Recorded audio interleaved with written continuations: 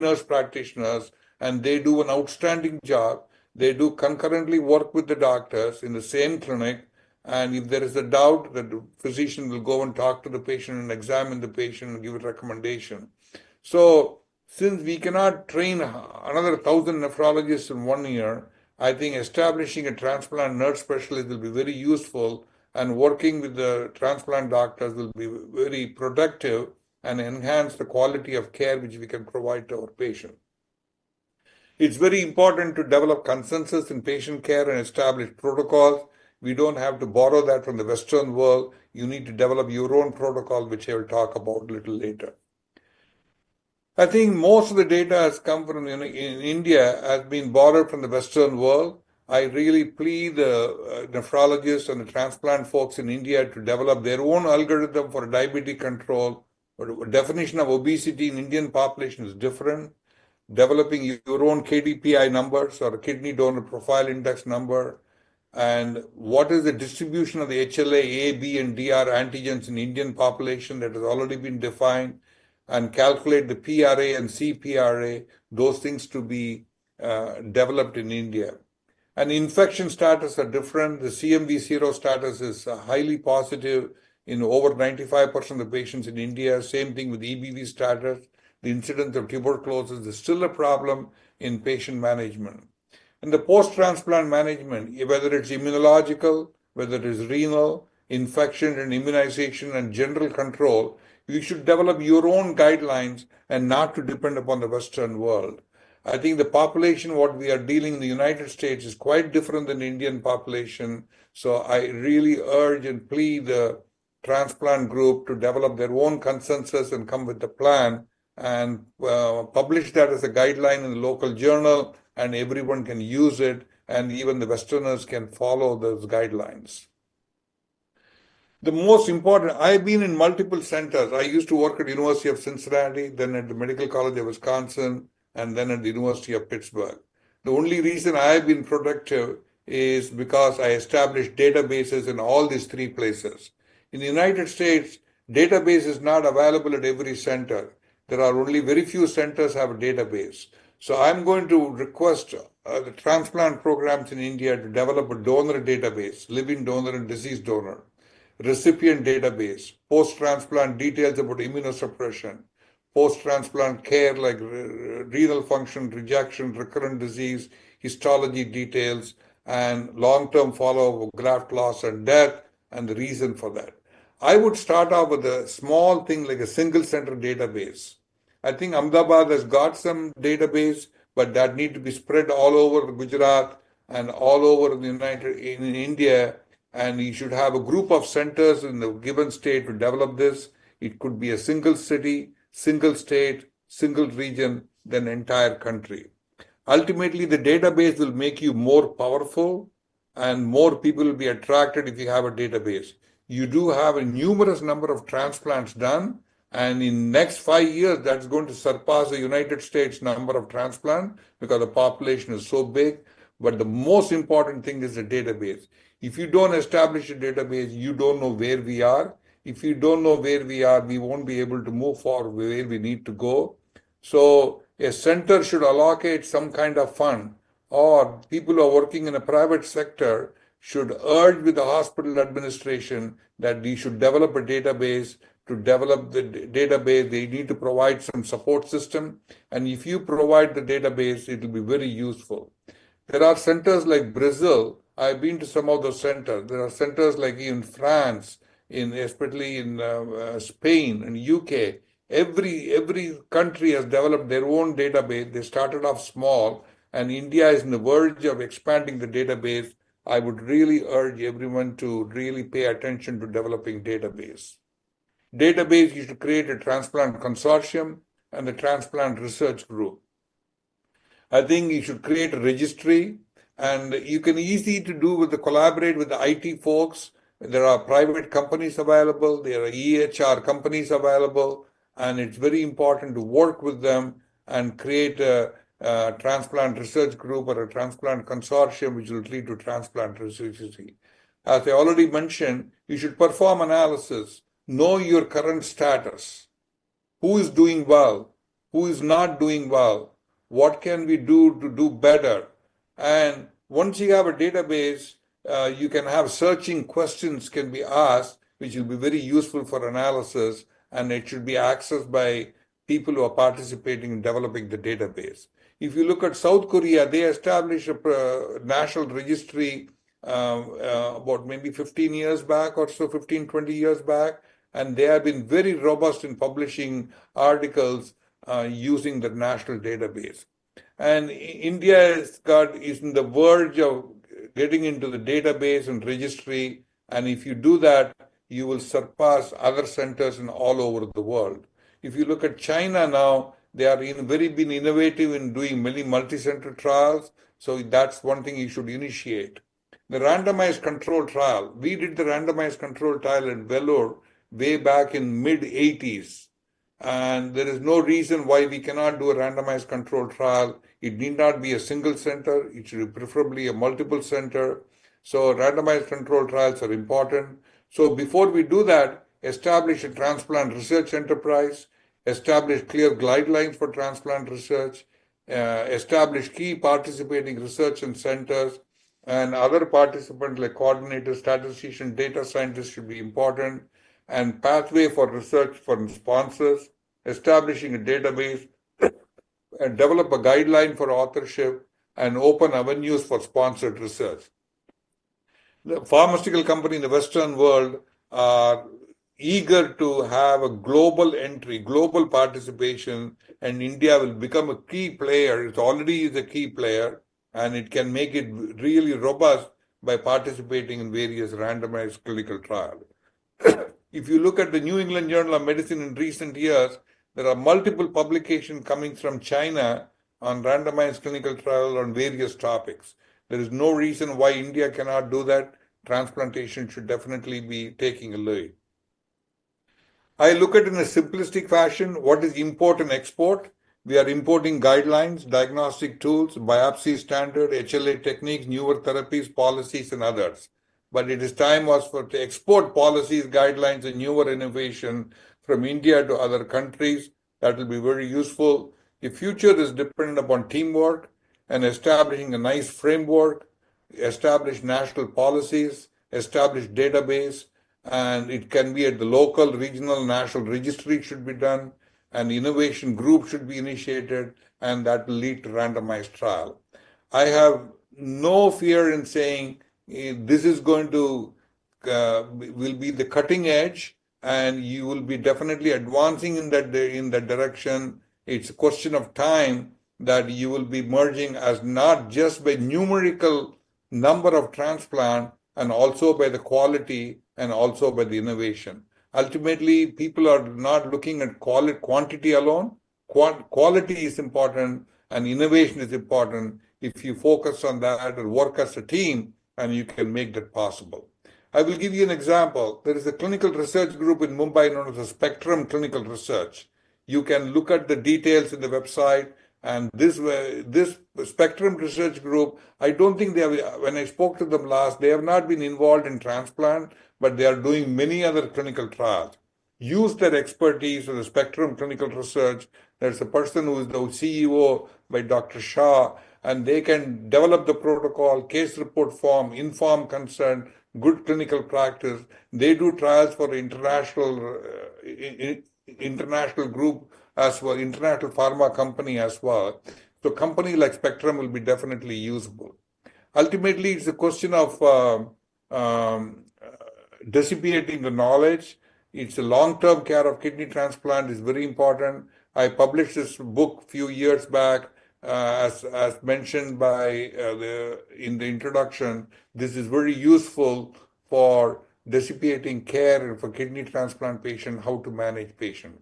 I will stop there, and I will be happy to answer any questions down the line during the question and answer session. Thank you for your attention.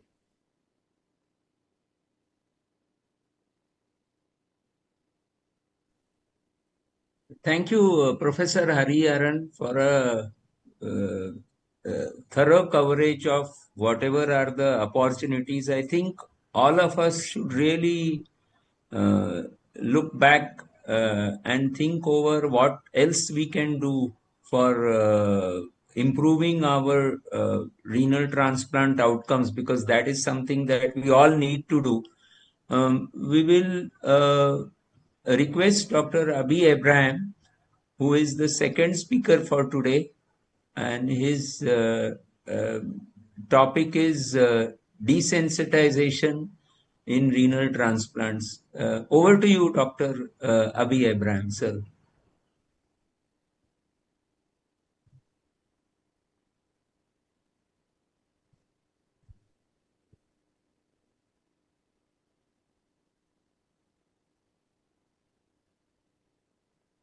Share करें.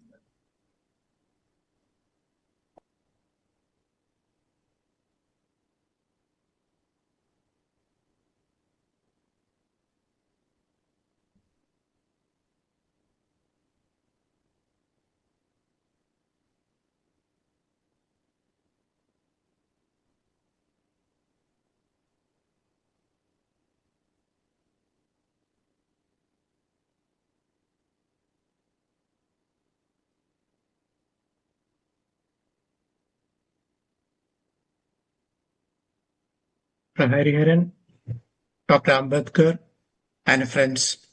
At the outset, let me thank the organizers for this opportunity. And thank you, Dr. Hariharan, for this very insightful and encouraging talk. A lot of progress has been made in the field of renal transplantation, and yet we face several challenges. Today, I'll be discussing some of these issues as well as the progresses that have been made. I'll also be discussing few of the unique clinical situations we faced and the strategies we adopted.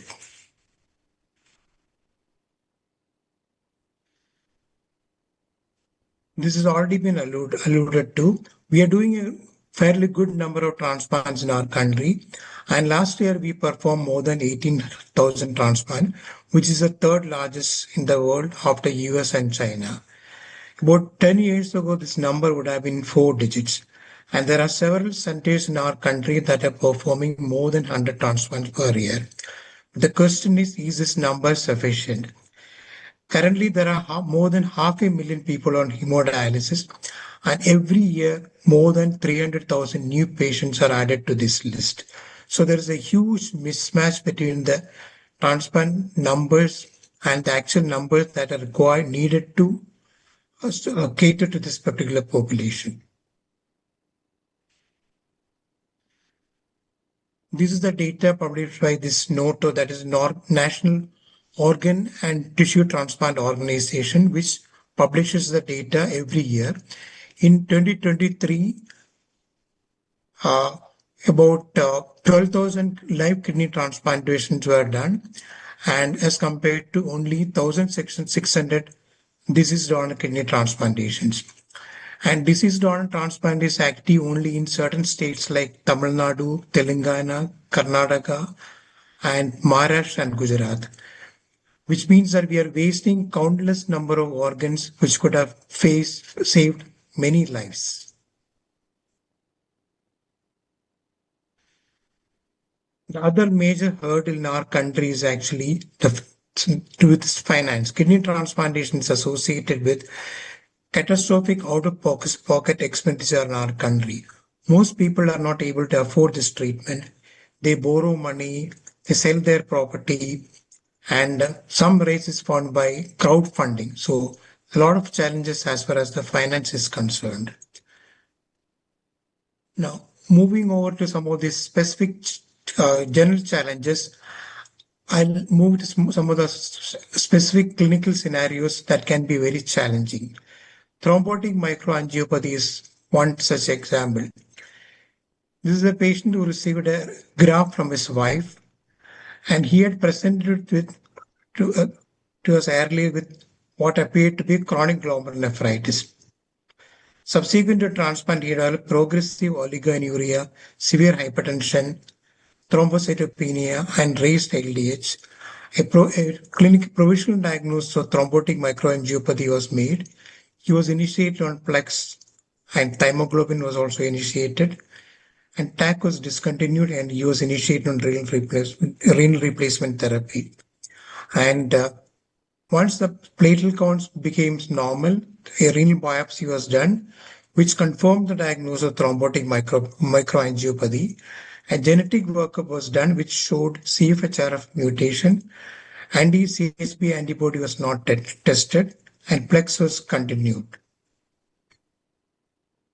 And repeat biopsy 2 weeks later showed severe combined rejection and patient lost his graft. So what's happened in this case situation is actually patient had a genetic mutation predisposing to develop TMA, and rejection came as a second hit precipitating TMA. So this is an unexpected challenge and which we never anticipated in this patient. The patient had initially presented with what appeared to be like a chronic glomerulonephritis.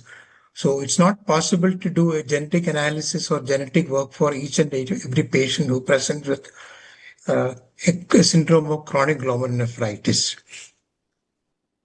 We looked at our data with thrombotic microangiopathy, which we published in Indian Journal of Transplantation. Between 2005 and 2018, we performed about 1,200 transplants and 12 developed thrombotic microangiopathy. In 7 out of these 12, thrombotic microangiopathy was associated with acute rejection and 2 had CNI toxicity. And 6 lost their graft and unfortunately 6 patients lost their grafts. For those who can afford, eculizumab is available. This is a 28-year-old patient who presented with TMA. He had a biopsy-proven TMA. He underwent transplant, and then he was given eculizumab 1,200 milligram prior to transplant, which is repeated after 2 weeks, and then it was continued subsequently 900 milligram once in 2 weeks for 3 months, and now he's getting the drug once in 3 months, and he is maintaining his normal renal functions. But this is an expensive drug, and the vast majority of Indians cannot afford this particular drug. Eculizumab is prohibitively expensive and it's difficult to procure. If one looks at the pathogenesis of TMA, there is often a genetic mutation, and then there is a second hit which precipitates TMA. We presented or published our experience with eculizumab sparing protocol in patients with HUS. This has been accepted for publication in Indian Journal of Transplantation. So what we did was actually take all the precautions to prevent the second hit. So the second hit usually includes anything that causes endothelial activation like acute rejection, CNI toxicity, uncontrolled hypertension, sepsis, etc. So this protocol was designed keeping those things in mind. Only immunologically low-risk patients were chosen, and the pre-transplant cross-match had to be negative, both the CDC as well as flow, and thymo induction was given in all cases. Maintenance immunosuppression included tacrolimus, but the levels were kept low to reduce the risk of tacrolimus toxicity. RAS blockade was given to prevent hypertension, and a statin was also given. The target BP was maintained at less than 140/90. So all these measures were done to prevent endothelial activation.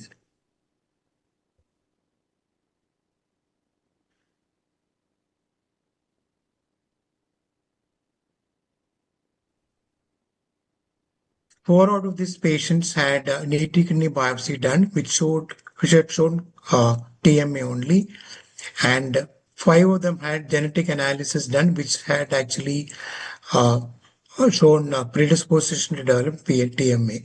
With this protocol, all patients did well, and none of them developed TMA. 2 had developed TCMR, which responded to treatment. So this strategy is a strategy that can be employed in a low resource setting.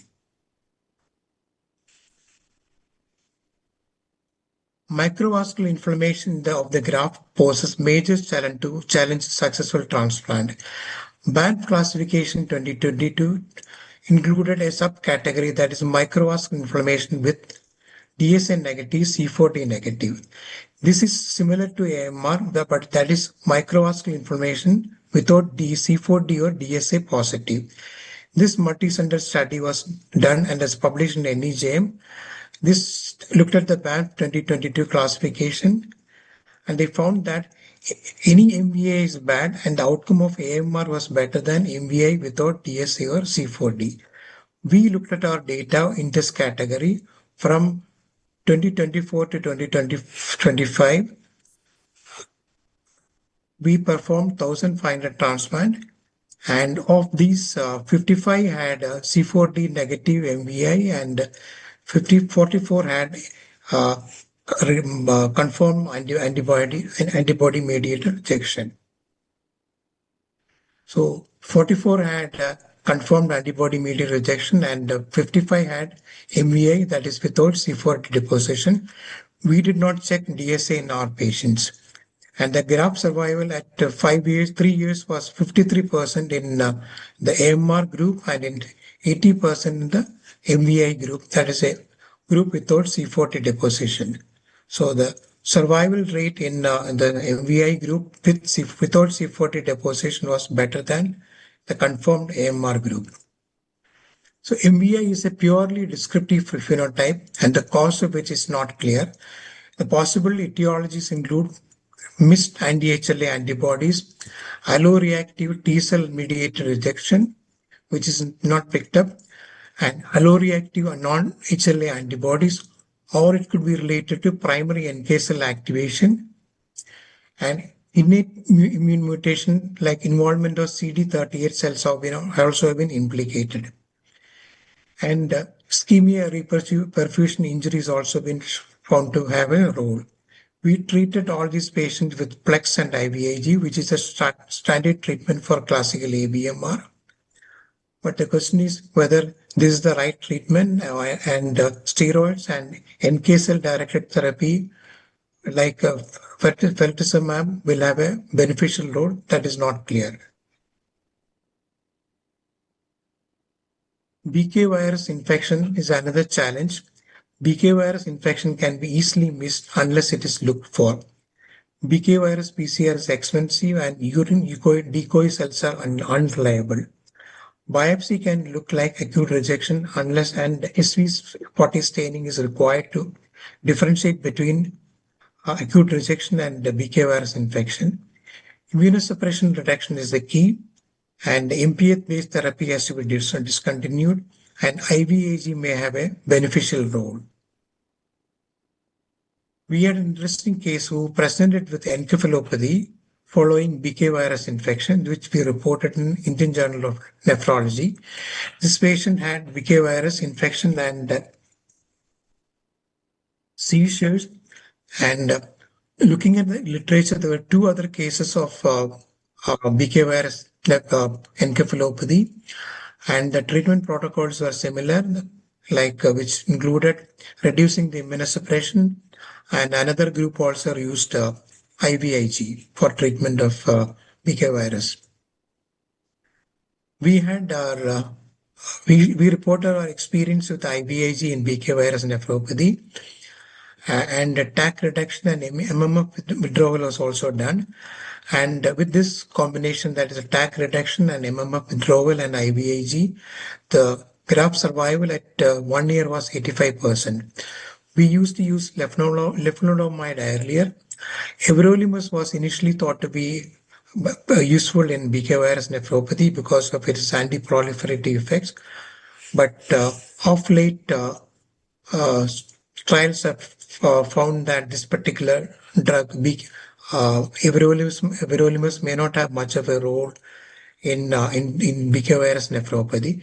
This publication came in Kidney 360, and then compared to reduced dose mycophenolate, initiation of everolimus did not find better clearance. So probably there is not much point in initiating everolimus. So the safest strategy will be reduce the dose of tacrolimus and discontinue everolimus. Infections are major challenges in transplantation. Initially, in the first few months, these are bacterial infections and then CMV infection. PCP also can be challenging, and we continue to give lifelong PCP prophylaxis because we've had quite a few patients who presented with PCP pneumonia much later in their post-transplant period. This is our experience with the invasive fungal infection, which we reported in the Indian Journal of Transplantation. There were patients who presented with mucor, aspergillus, and phaeomycosis. And we had one death with this particular patient who presented with hepatic mucormycosis. And despite our best efforts, we lost this patient. And we also had a series of patients with disseminated histoplasmosis. 15 cases were there in a span of 10 years. Actually, these patients presented with after varying periods of time after renal transplantation. And majority had disseminated histoplasmosis. Few presented with respiratory infection and then cavitated pneumonia and lung nodules. All were treated with the liposomal amphotericin and itraconazole, and 13 out of 15 responded to treatment, and unfortunately we lost 2 patients. And interestingly, 8 of these patients with histoplasmosis presented with HLH, hemophagocytic lymphohistiocytosis, whose patients who presented with high ferritin level, thrombocytopenia, and the diagnosis was confirmed by bone marrow examination. And the treatment included IVIG along with amphotericin and itraconazole. Pneumocystis pneumonia in a transplant patient who's allergic to sulfur drug can be challenging. As I mentioned earlier, we use lifelong prophylaxis against PJP, either cotrimoxazole or dapsone. We had a patient who sulfur allergy who presented with PJP. His patient had skipped taking dapsone, and bronchoscopy and BAL confirmed the diagnosis of pneumocystis pneumonia infection. This patient was treated with inudella fungin and clindamycin, and immunosuppression was modified, MPA was stopped, and tacrolimus level was adjusted to a trough level of 4 to 6 nanogram. Antifungal agents like inudella fungin and capsofungin are useful because basically pneumocystis is a fungus, and echinocandins have specific antifungal effects on the beta glucans. So this is a strategy that can be employed in patients who are allergic to sulfur drugs. Sensitized patients pose a major challenge. These patients have high titer of anti-HLA antibodies. They are a major challenge to any transplant center, and they are cross-match positive against multiple donors. And the options include paired kidney exchange, and if they have other donors available. And desensitization strategies include PLEX, IVIG, rituximab, and carfilzomib in some cases. And the newer therapies include inflammadase, CAR T-cell therapy, and anti-CD38 monoclonal antibodies. Chronic active antibody-mediated rejection is another challenge. Patients present with chronic graft dysfunction is often due to non-compliance with medications or due to subtherapeutic levels of or doses of immunosuppressive agents. As of now, there is no specific treatment available now, and the plasma exchange may not have any role. IVIG can be tried, and we have tried IL-6 blockers like tocilizumab in a few patients, and there was no benefit. Anti-CD8 therapies like monoclonal antibodies like felzartamab may be used. And so this is a trial which was published in NEJM recently. This randomized trial which looked at the efficacy of felzartamab in antibody-mediated rejection. This drug was found to be useful in both acute as well as chronic ABMR, and it is found to have acceptable safety profile. And renal biopsy, DSA, cell-free DNA, and CD38 cell counts were used for monitoring the safety profile and rejection. India is doing a fairly good number of AB incompatible transplant as well. This is a multi-central trial presented, reported by Dr. Kutte et al. in transplantation in 2024. Our center also contributed to this, and more than 1,700 cases of ABO incompatible transplants were done. And in the univariate analysis, both ABO incompatible transplant and ABO compatible transplant had comparable results. The long-term analysis of pregnancy outcome in kidney transplant patients in the Indian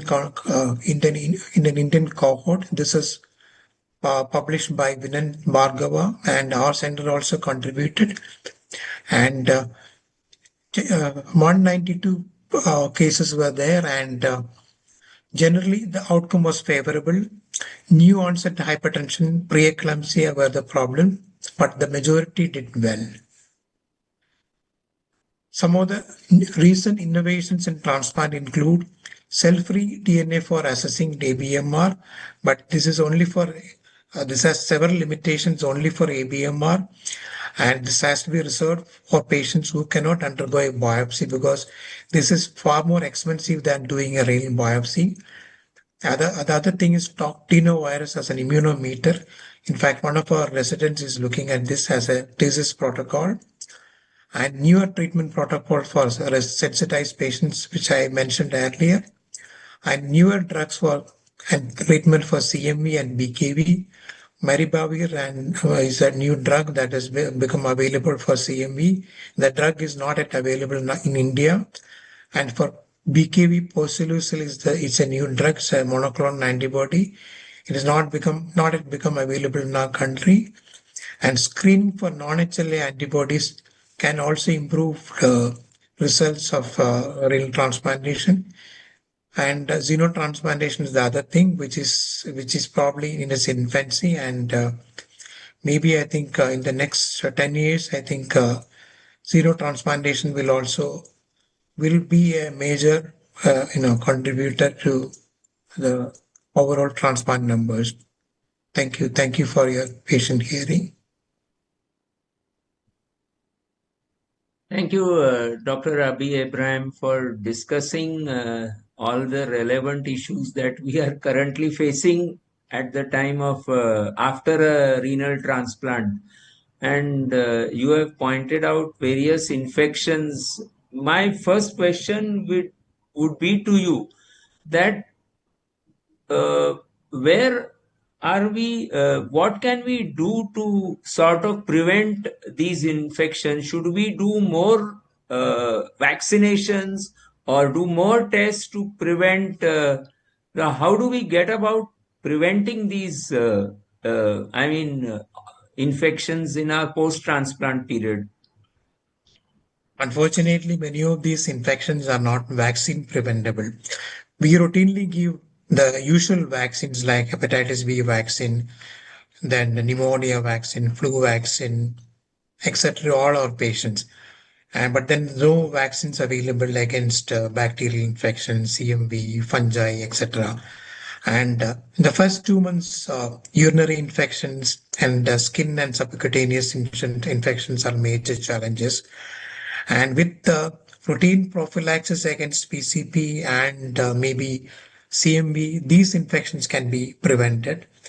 And fungal infections are probably related to the cumulative immunosuppression. So I think optimum immunosuppression is the key, I think. Adequate immunosuppression. If you over immunosuppress, patients will get more infection. If you under immunosuppress, they will come to you with a rejection and you end up giving more immunosuppression to them eventually. So this will lead to increased cumulative immunosuppressions. So the right immunosuppression, more or less is not the key, the adequate immunosuppression. So I think with these measures, I think to a certain extent we can prevent infections. Professor Hariharan, there is a question for you. I'll just go through it. How do you approach a patient with borderline cardiac function who is otherwise a candidate for renal transplant? I think this is one of the issues that CKM and has become very prominent nowadays. And I felt very sad because I had a patient, diabetic recipient, 3 years down the line, he just dropped down dead, had a sudden cardiac arrest. And then I felt, oh gosh, I should have done something earlier to look out, or maybe I don't really remember. Is probably today echo not enough, or should we do something more than this? Your comments, please. Yeah, thank you. Ambika, this is a tough one. Cardiac problems are very common in dialysis patients, and they are somewhat reversed once they have a better renal function after renal transplantation. Screening cardiac patients, I go by simplicity. I go by the functional status. If the functional status is good, that's excellent. And obviously, all patients will require echocardiography. And if there is in doubt, go and get a coronary angiogram. Coronary angiogram will give you anatomic defect, it will not give you a functional defect. So combination of stress tests by exercise stress test or a thallium stress test followed by need for a coronary angiogram is the way to go. Especially patients who are older, patients who have diabetes, patients who have history of smokers should undergo much more aggressive testing. The problem comes in the United States, you do all the evaluation, patient may wait for 3 or 5 years for transplantation, and at the time they come in, how do you repeat the test or so? It becomes a problem. So essentially, dialysis patients have a higher prevalence. You go by the clinical judgment, work with the cardiologist, start with the echo, and go by the functional capacity, and go by exercise tolerance test or a chemical stress test and angiogram if it's needed. Whatever you want to do, you may want to fix it before they undergo transplant rather than after transplant. Okay? Right, thank you. One of another questions posted by Dr. Ramchandra is that you know the status in India. What he has mentioned is that many of these patients have to sort of they cannot afford a transplant, and at this time using a marginal donor for these patients without having an exact data on graft survival and cost benefit ratio of transplant versus dialysis, and they somehow have to sell all their land and then get a transplant done.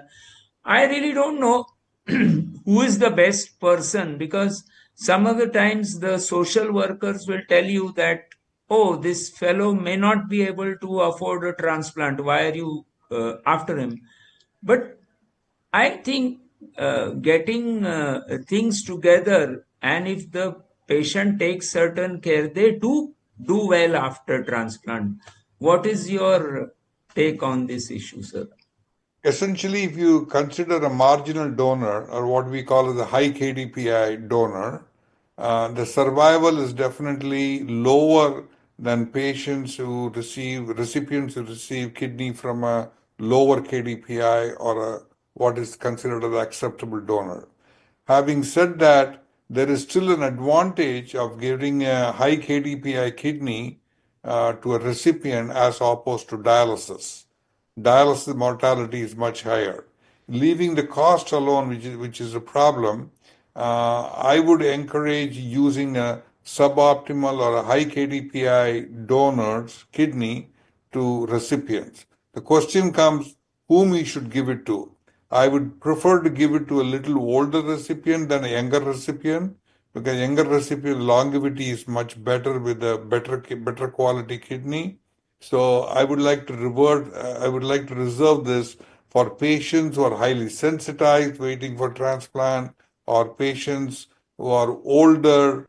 They may benefit from this as opposed to dialysis, because older patients don't do well on dialysis at all. The financial aspect is very difficult for me to address because it is something which plays a role in influencing the long-term survival. You want to transplant patients who will do well, who can take care of the medication. That's very critical, and I leave that to the physician's judgment who was providing care for those patients. Right. Thank you, sir. Dr. Rabi Abraham, how do you differentiate acute rejection from calcineurin toxicity or TMA when creatinine rises early post-transplant? What would you, that is a question asked by one of the participants. Yeah, ideally, renal allograft biopsy. Whenever possible, whenever graft dysfunction is there, do an ultrasound, look at the Doppler indices, and if TAC levels are very high, it's possible that could be related to CNI toxicity. And if the other features of TMA like raised LDH, then thrombocytopenia, severe hypertension are there, it could be possibly TMA. But the best way to differentiate is to do a renal biopsy. But if this happens like soon after transplant over a weekend, like biopsy is not possible. On Saturday afternoon, creatinine starts rising, and then maybe then if there is no evidence of infection, I feel that maybe safer to pulse the patient with the methylprednisolone. That's what we do most of the time, and do the renal biopsy on Monday morning. Sir, one of the possibilities is malignant FSGS also can come in the early post-transplant period, and that also, I think, the best method is to check about the urine protein and to check, and a biopsy probably would give us the answer quite early. A question by Dr. Jagdeep Shah is, what are the latest guidelines for desensitization protocol for a patient waiting for cadaver transplant? Okay, the best method for desensitization, the best approach towards, let me reframe the question slightly. The best approach towards sensitized patient is to submit them for donor exchange transplant. That will be ideal. Okay. People have tried carfilzomab or bortezomib. They have a very transient effect. It is better not to give it to patients with renal failure because the toxicity profiles are very high. If you look at plasmapheresis and IVIG and rituximab, they do have some transient effect in reducing the antibody level, but it's not perfect, and you can see whether that can be done. The recent trial with imlifidase appears to be favorable, but it's not approved yet for a highly sensitized patient. I have a feeling that may get approved for use down the line, and if that gets approved down the line, there is a first drug available for transplantation for sensitized patients. Okay, so not a perfect scenario, and we do have a national matching for sensitized patients. Sensitized patients have a higher priority score, so they get in the national match. So they will get an organ from a different donor, from a different region or a different state, and they can be transplanted successfully. Right. Another question for you, Professor Hariharan. What is the potential impact of wearable devices and remote monitoring on post-transplant follow-up? You had mentioned about telemedicine as a role, as a useful tool. Any comments on that? You're talking about beyond telemedicine or just telemedicine? Telemedicine and any wearable device for remote monitoring. It's okay. The wearable device, telemedicine has made a big difference. Okay, even in cities like, let's say, you live in Pune or Bombay, your patient has to come 16 kilometers or 20 kilometers to see the doctor. You could spend a lot of money, a lot of time, and instead of that, this can be accomplished over telephone or over a video call. It's less expensive. Patient can still continue to do their work either at home or whatever they are doing and carry on it. It's not possible to do every visit as telemedicine, but it's important to do the two out of the three visits could be telemedicine, especially after beyond few months after transplantation. That will reduce the cost and improve the efficacy, and it will also improve the compliance for patients. Okay.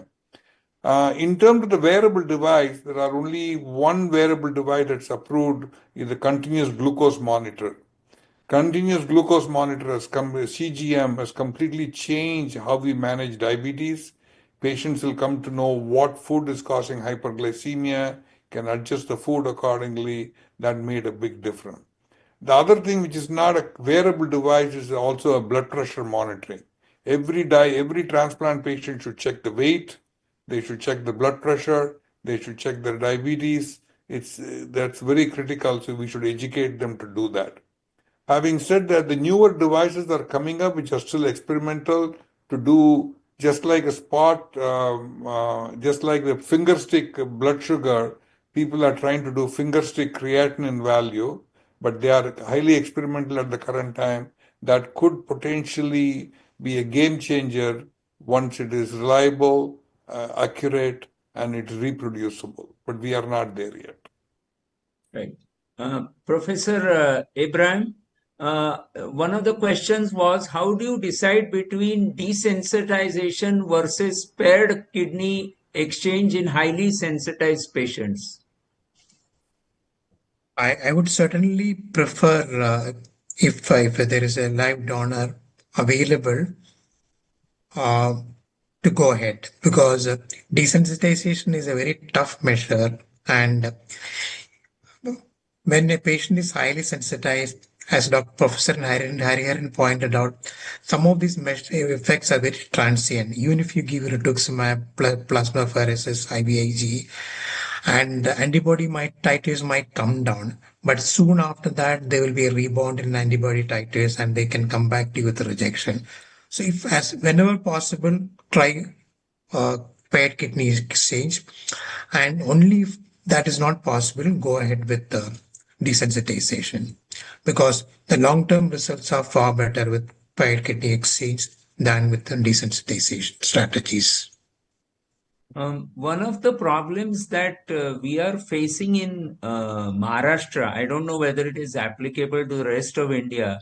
I was pointing out that even in swap transplants, there has to be a near relative for that swap. The government in Maharashtra at least doesn't allow both the people who are donating should be the near relatives, I mean brother, wife, sister, or some next relative of the recipient. So you cannot expect another person. So swap is there, but it is running into little bit of problems, because what is your take on that, sir? Yeah, I think that's a law everywhere. The swap has to be a near relative donor only. Otherwise, the authorization committee won't give approval. So, in which case, I think try desensitization strategies. But as I mentioned earlier, there are challenges with that. Professor Hariharan, what about paired donor exchange programs? What is your view on that?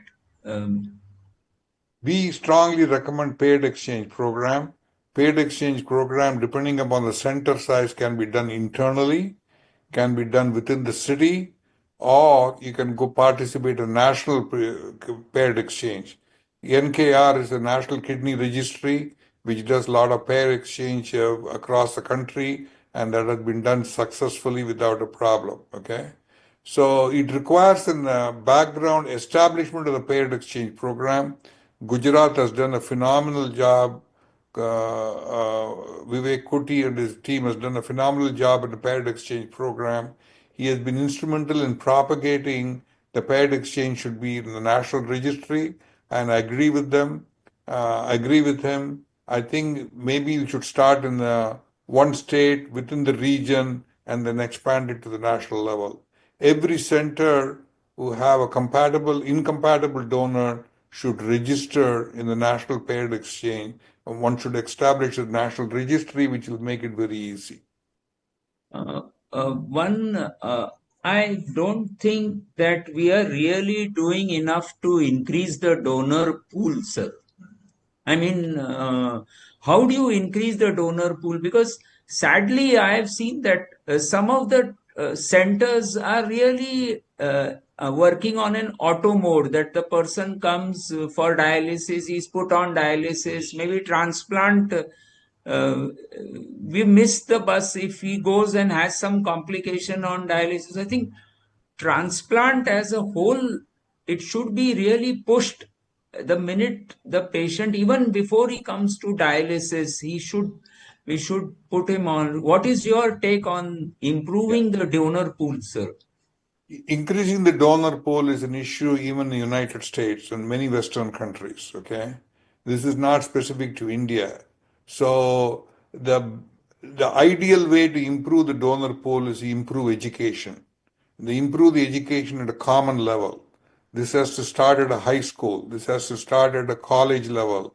It has to be communicated. In the United States, people talk at the church that we have to expand. We want to be part of the donor. Driving license. There are a variety of things you can do, but it is started at the ground level. I think the best mode of approach is to follow the recommendation from Mohan Foundation. They have done a very good job in the grassroots approach across the certain states, and they are propagating to other states. And I don't think we should feel shy about having less number of donors. That's a global phenomena, and this will improve. Things are starting to turn a positive turn. I'm telling you, every 3 years you will double the number of deceased donor transplant, and it will improve over time.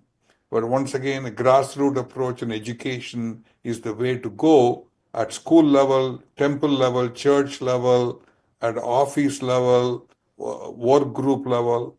I always tell patients who undergo cadaver transplant, tell your family members when they go to church on a Sunday to tell the priest to say, you know, someone unknown gave a kidney to my father or my uncle or something. That propagates the information to about 200 people. And that way it keeps on propagating for more people.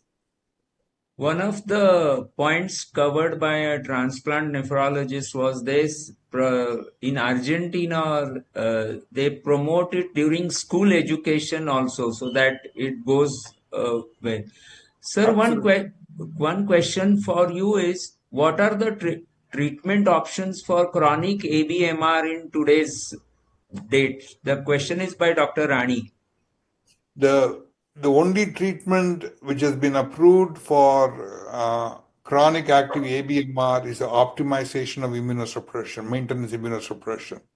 So all patients should receive a anti-metabolite dose, full dose if they are able to tolerate, or most of them will be able to tolerate at least 500 milligram twice a day of CellCept. Keep the tacrolimus level around 5 or 6 nanograms per ml, and maintain patients on 5 milligram of prednisone, and use antiproteinuric effect like ACE inhibitors or ARB. All other therapies like felzartamab and all these things are experimental. The phase 3 trial is underway. Until we know the phase 3 results, we don't have any treatment option as of now. Sir, another question, I guess, for you is, how promising is xenotransplantation and bioengineered kidneys in addressing the organ shortage on the horizon? I don't talk about bioengineering. That's a long way to go. Xenotransplant is on the horizon. Surgery is possible. Anastomosis is possible. Okay, that's done successfully. Early wound complication, all those things have been surmounted. Infectious complications have been surmounted. Okay. Still, there are issues in terms of the persistent rejection, in spite of giving multiple immunosuppression, and the proteinuria. Xenotransplant patients, after some time, they have a proteinuria that has not been circumvented. So they are moving forward by knocking off each of the blockade, hyperacute rejection is not a problem anymore. Okay. So they are knocking off various elements. So you have to wait and see what happens in next 2 or 3 years, or maybe even a year and a half. If the rejection comes down, we will be in a much better shape. So it's very promising as of now, but the field is not there for clinical practice. It is still highly experimental at the current time. And we haven't asked the Animal Welfare Association yet about their views on that. That's going to be another problem. Dr. Abhi Abraham, one question for you is, how do you handle recurrent infections like histoplasmosis and pneumocystis carinii? Or do you believe in what sometimes if there are recurrent infections, would you like to remember Dr. Ashok Kriplani's famous statement, those who live to run away will live to fight another day. I mean, when do you sort of feel that you should give up and just put the patient back onto dialysis? Yeah. Regarding infection, CMV infection, we routinely give anti-CMV prophylaxis to all our patients for the first 6 months. And PCP, till recently, we used to give only 6 months prophylaxis. Now, when we started seeing patients who presented with PCP infection several years after transplant, we offer lifelong prophylaxis. And the ones who have sulfur allergy, we give them Dapsone after checking G6PD level. So to a great extent, PCP and CMV are preventable. And infections like histoplasma, I think, are uncommon or rare. So you have to tell patient to be very careful when they it's from the soil actually. So to live in a fairly hygienic environment and then not to avoid contact with soil, etc. So these are the general advice and recommendations given. So, but otherwise, histoplasmosis and other fungal infections are relatively uncommon. Okay. Thank you. Professor Hariharan, one question for you. I would just ask Professor Hariharan, it's probably our program is 1.5 hours. We are into this program for 1.5 hours. So when should we wind up? What is going to be your time? I will take that call afterwards. When have you, Professor Hariharan, when have you found that you are finding that there is a adherence problem to the medicines, and having found which are the categories where you should be extra careful, that you will find that these patients are not going to adhere to medical medicines? Because I have found that in roughly boys between the age of 20 to 30, they skip the medicine for 2-3 days in between, find that nothing has happened, so that they skip it more often, or there is a problem in the house and something some tiff occurs, and then people tend to skip medicine. So what is your take on this non-adherence issue? So what we call this is a social determinants influencing transplant outcome. And there are various social determinants, and one of them leading to the problem is non-adherence. Non-adherence is a big problem in teenagers. If you look at the teenagers between the age of 12 or 13 to 19, they have the worst kidney transplant survival. The reason is very simple. As Mark Twain said, when he was a teenager, he said his parents were dumb. In 5 years, he said, my parents have learned a lot. Okay? So teenager issues are not going to go away. We have had teenagers at our home. Everyone has got teenagers. It is a real issue.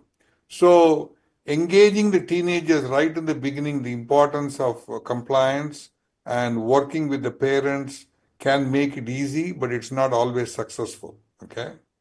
This is one issue. The second aspect of non-adherence is the socio-financial issues.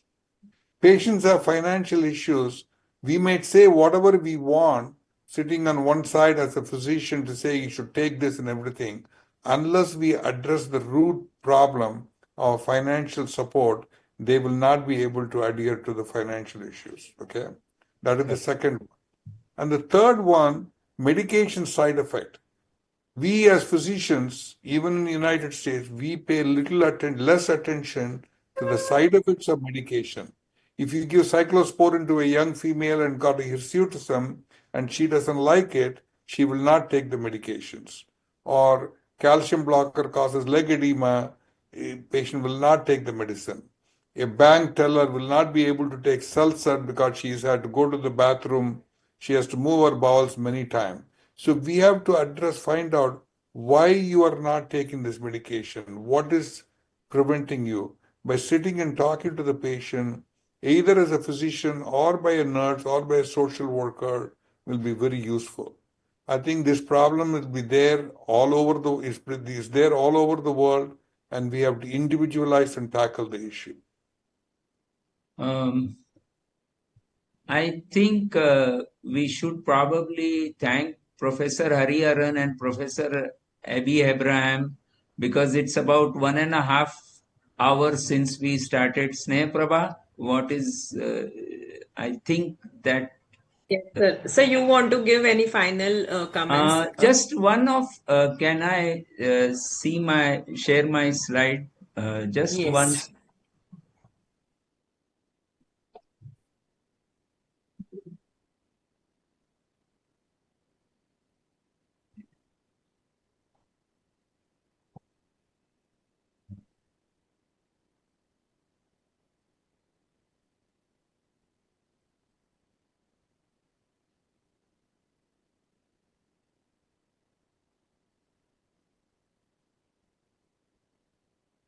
So, just to summarize, we saw the problems that there are ethical issues, there is this gender disparity, there is the donor follow-up needs to be improved, deceased donor outcomes need to also improve, and control of infections, as Dr. Abhi Abraham has pointed out. So what are we now looking ahead? So we are looking for paired kidney exchange programs with Professor Hariharan said, and Professor Hariharan has also mentioned that we can export our own ideas, our guidelines, and he's promised not to charge any tariff on that. So I think that's a big part in it. ABO incompatible transplants are being done. Laparoscopic donor nephrectomy, probably robots will come sometime or the other. I think we have to look at the donor population getting increased, and in the way that talk to the mother and father are not willing or age, talk to the wife's side of the person, or to the husband's side if the wife is the patient, and reduce infections as far as possible, because that is, I think, in India at least, Dr. Abraham will agree with me, more than rejections, it is infections that are taking a toll on everything. So unless we are able to do that, and I think nephrologists also need to be more active. You just can't run a transplant program in an auto mode of the patient coming, goes with a perm cath on dialysis, and that's it, and nobody looks. I think day-to-day follow-up of such patients must be really done.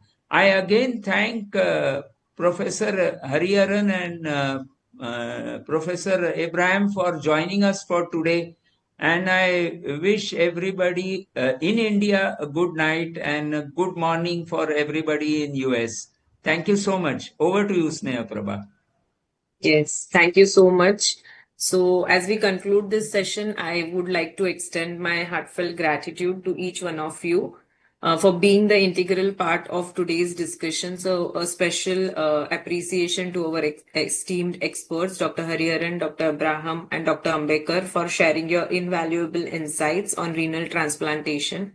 I'm sure your contributions will undoubtedly enrich the clinical practice, and also to our participants for being a wonderful audience and asking the questions. I would also like to acknowledge Sun Pharma Insignia Learning and the American Society of Nephrology for supporting this unbiased educational initiative. And we are delighted we had almost 480 participants who joined us today. And for those who missed any part, can see the recordings will be available at the nephrodialogues.com.